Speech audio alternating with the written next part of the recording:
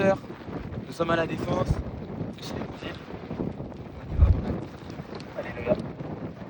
Bonjour à tous, ici Franck Astar, pour t'annoncer l'évangile de Jésus, pour te dire que ta vie elle est précieuse. Vous savez, on est tous ici dans ce monde, et le jour viendra, on partira.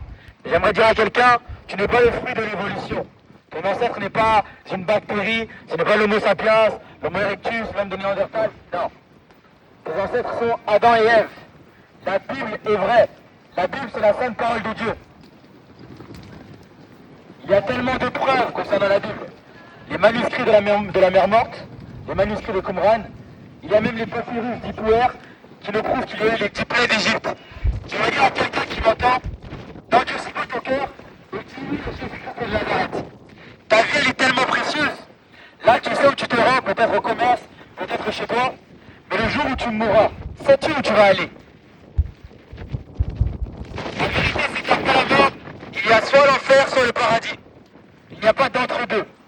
L'enfer est un lieu de tourment, un lieu où les dents grincent, et ce n'est pas ce que je te souhaite.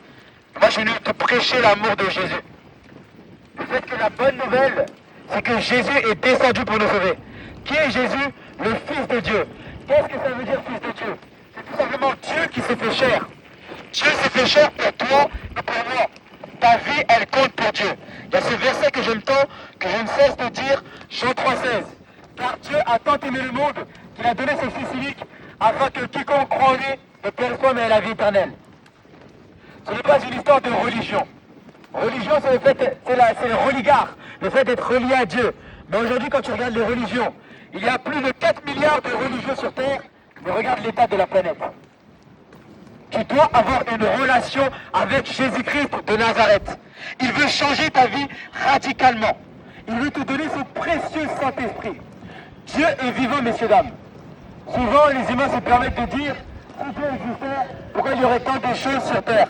Mais toi-même, tu ne veux pas rencontrer Dieu, alors que tu peux le rencontrer. Sache que Jésus t'aime. La Bible déclare que quiconque invoquera le nom du Seigneur sera sauvé. Ta vie est tant précieuse. N'aie pas honte de l'Évangile.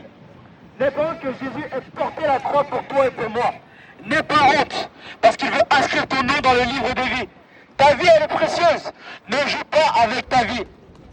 Malheureusement, on est dans un monde où on ne voit plus, on ne sait plus quelle est la valeur de la vie humaine. Est-ce que tu sais que tu es créé à l'image de Dieu?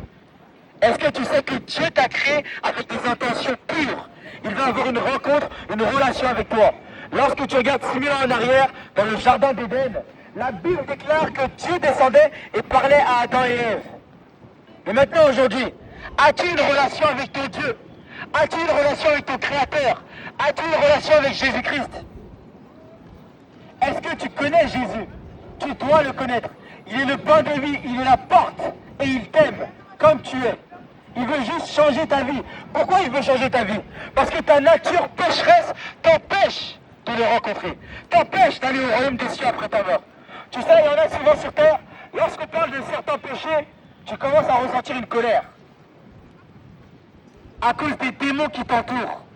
À cause du mensonge du diable. La religion t'a menti, le diable t'a menti, le seul sauveur, c'est Jésus-Christ de Nazareth. Soyez bénis.